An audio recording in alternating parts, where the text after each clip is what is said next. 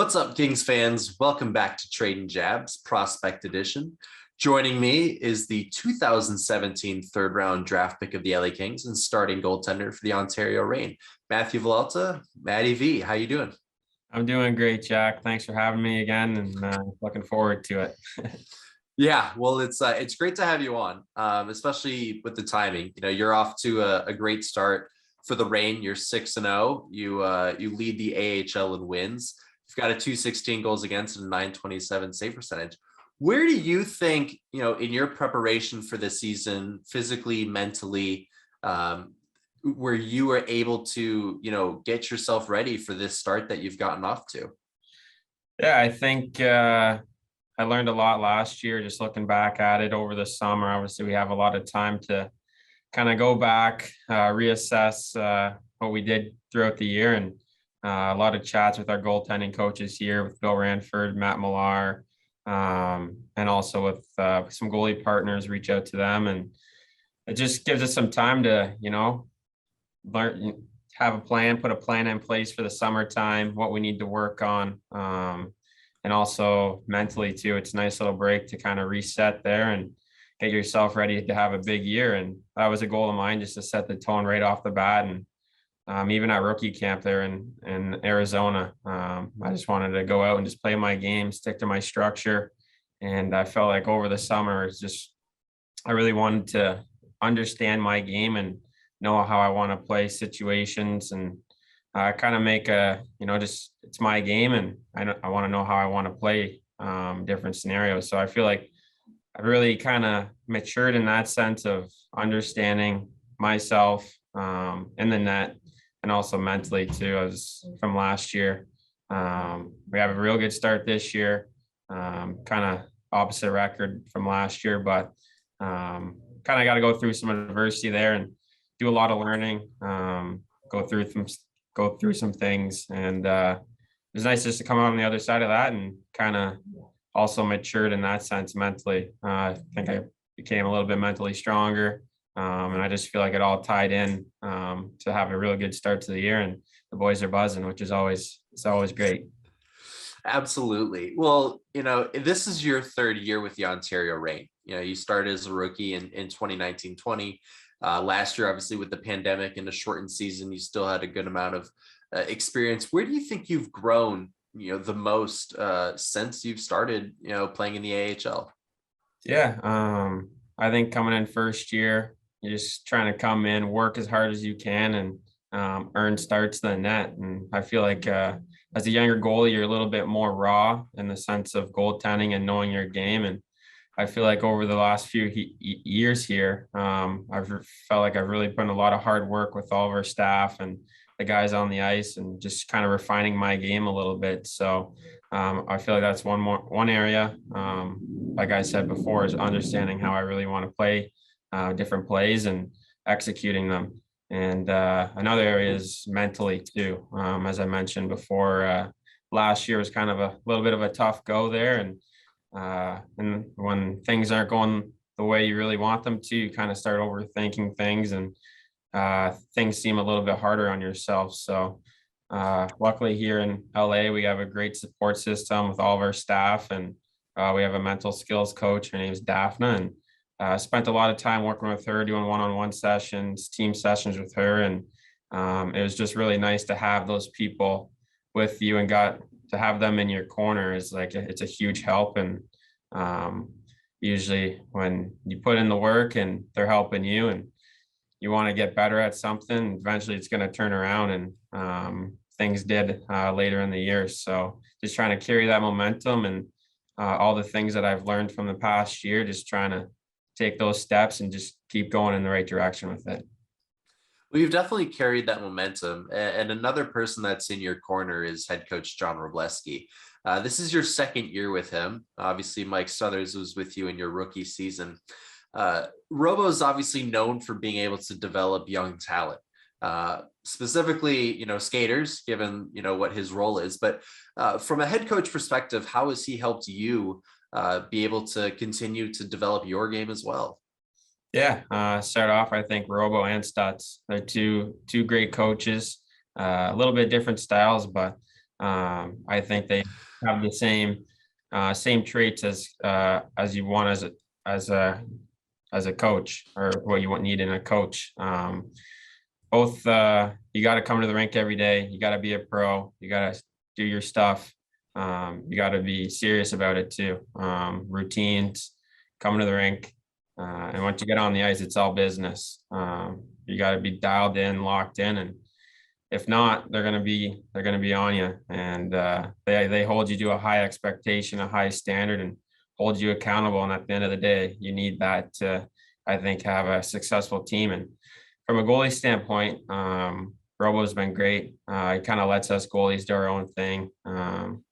With Matty Millar, with him, obviously they communicate very well, and they talk about like what we need. They get us ice before practice starts, so we get to get our work in, our goalie detail, and then hop into practice. So I think it's been a really good mixture of communication, and things have been going really well. And I can't say enough good things about our staff here. It's been awesome. Well, as you've gotten off to a great start and the Ontario Reign have gotten off to a great start, there's another player on the roster who has also gotten off to a great start, to no surprise. And that's Martin Frk, who currently leads the AHL in goals and points, I believe. He's well known for his shot, recorded at, I believe, 109.2 miles an hour, which is the fastest in hockey. Can you explain to the people watching what it's like to go up against the hardest shot in NHL history day in and day out in practice? Yeah, it's definitely pretty wild. It's certainly a challenge. He's one guy, when he's coming down on you, that it's gonna be a real hard shot coming your way. And he's always good for giving you a few bruises on your arms each week after practice. So you always get some good welts. But I think Furky, he's an awesome guy. I think that's really important. He's a great teammate, but he's a true pro. He comes to the rink every day.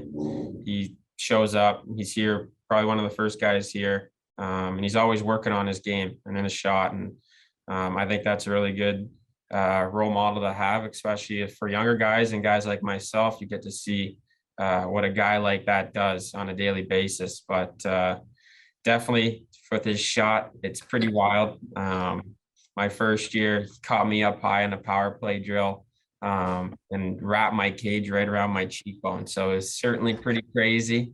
But that was the moment when I was like, okay, this guy can shoot a puck. So definitely be aware when he's coming down on you. Yeah, this next question is something I feel like I ask every goaltender whenever I have the chance, because I've always been, curious to understand if there really is a difference. And that's, the difference between facing a left-handed shot versus a right-handed shot.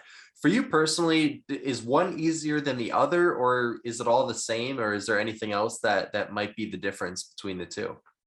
Yeah, it's a good question. I feel like from a fan point, you see some like guy like OV, he's a righty, he has a bomb, but then you also see guys like McDavid, he's a lefty, Draisaitl, those guys. They can all shoot a puck, but I think what it comes down to from our point of view is reading releases. I think at this level and even NHL level, everyone can shoot a puck, no matter their hand. So I think it's more of a reading release type of deal, learning guys' tendencies, a little bit of cat and mouse. Maybe you give a guy a little bit of net, a guy can shoot really well, and then you can take it away at the last second. So I feel like that's the biggest challenge. Guys are very deceptive here, and they make it tricky. So I feel like that's the biggest challenge is, just staying down on releases and reading them well. Well, someone's release that you know very well would be your twin brother Wyatt, who, for the record, is a lefty, which I assume you can read pretty well at this point. But growing up with a twin brother, A, how did you become a goalie, and B, how much did it help to have a guy that could shoot on you 24/7? As you grew up and obviously wanted to work your way up to up the ranks in hockey. Yeah, start off with that question. Becoming a goalie, started out as a player. Grew up on a lake back home in Godfrey, Ontario. So when I was younger, my dad got my brother, my sister, and I all out on the lake. He built us a little pond, and that's how we kind of really got into hockey. And then from there, growing up, Toronto was my favorite team. I don't know if it was just a team being on the East Coast, it was always on TV. So it was just someone I kind of cheered for. And at the time they had Eddie Belfour and he had the Eagle mask. So I thought that was very cool. And just seeing all the cool gear in the magazines and even all the NHL guys wearing some cool pads and whatnot. I feel like that's where it was really kind of caught my eye. And I was like, okay, I want to do this. And then started out, I remember playing, I'd still play player and like novice when I was real young. And then some games I'd play goalie. So, and then eventually dad got me a pair of pads. So that's kind of when it took off. But having my brother with me, growing up, obviously being there, playing on the same teams, being together, playing road hockey all the time in the driveway, him shooting on me. It was a blast. And, he's a huge part of where I am at today. And I can't thank him can't thank him enough because he's super supportive. He's right by my side. So he's a huge part of it. And he's always calling me every day. But having him, certainly very lucky to have a brother like that and always can shoot on me. So he's awesome. You mentioned Eddie Balfour and his Eagle mask. You yourself have had some creative masks, especially since you've gotten to Ontario. I believe last year you had Yosemite Sam on the mask. This year you've got Fred Flintstone. What's the story behind the cartoons? Yeah, so it's one thing that I like doing is really making a creative mask, and something that I want to do is my favorite cartoons from my childhood. So it started off with SpongeBob and Patrick my first year, and then last year was Bugs Bunny, Yosemite Sam, and now this year I got Fred Flintstone. So I feel like for me, I like to keep the game fun. I like to have fun out there, and when I'm playing my best, I feel like I'm having fun. So the moments where I take my helmet off or even before the game, I just look at those guys sometimes and they put a smile on my face. So I think it's something kind of cool. And one day I hope to have all my masks from junior and my career, and I want to have them in a nice little case, all hung up in the garage or something like that. So I feel like that'd be a really cool thing. Well, I mean, I love the idea. Obviously, we're early into this season, but have you even started to think about, the next few masks down the road? I've been trying. I got a lot of thoughts on my mind. Still got a few shows in there. I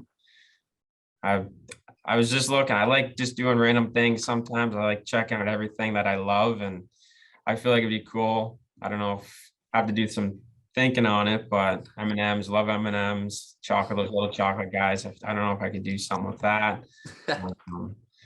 Sure, there's a few other cartoon shows out there that I could do, but I haven't really done too much thinking on it yet. Something for later in the year, I feel like I'll start kind of putting some more thought into, but definitely gonna go with either another cartoon theme or might even see some M&Ms on there. I don't know. Yeah, there's definitely something to it. Well, we'll wrap it up with some rapid fire questions here. Favorite subject in school? Favorite subject was, I would say, woodworking and the auto shop class. Those are my go-to. You say wood shop. Did you ever have the opportunity to create a wood stick in there? I did not, no. That would have been really cool. I would have loved to do that, but I don't think our teacher at the time was going to let us build whatever we wanted because maybe that was in grade 9. So we were still kind of learning how to use everything a little bit, but I ended up making a clock. So when I was younger in high school, I was really big into flying, getting my pilot's license. And so I made an airplane clock, which I got back at home now. So that was probably the coolest thing that I ever made in the wood shop class, but still got it, which is nice. Do you still have, did you end up getting the pilot's license? I did not. I got to the point, I did all my ground school. And then it was just coming into the time to start getting into my flight lessons. I had about 5 hours of flight time at the time, wow. But I forget the amount of hours you need to start your private pilot's license. But my brother is actually becoming pilot now. So he's going to school in Sault Ste. Marie at Sioux College. So he's kind of living that little side dream of mine on a little bit here. So maybe one day you can take me up on the plane and we'll go for a little cruise. That's awesome. Well, yeah, you'll have to save that pilot's license till the end of your career. But two more here. Let's go with your biggest fear. Biggest fear. Wow. I would have to say snakes. I hate snakes. Okay. Back Yeah. home, growing up on the lake, always having water snakes, and sometimes in the long grass, we didn't cut the grass or we'd whack it along the rocks on the shore. Even I almost stepped on a few sometimes, but they just gave me the shivers. I hate thinking about them. I hate seeing them. So definitely don't like them. Fair enough. And something on your bucket list. Bucket list. It's a good one. My family, we like the outdoors, do a lot of hunting. So my dad and I and my brother, we talked about hunting trips in the future. And I feel like something cool would be a big moose hunt up in Northern Ontario or even Northern Canada somewhere. So I feel like that would be an awesome experience getting up there in the north, in the back country there. And I feel like that'd be a really cool adventure. Well, Matty V, it's a pleasure to have you on Trading Jabs, and thanks again for coming on. No problem. Thank you, Jack. Appreciate it. Best of luck the rest of the season. Thank you.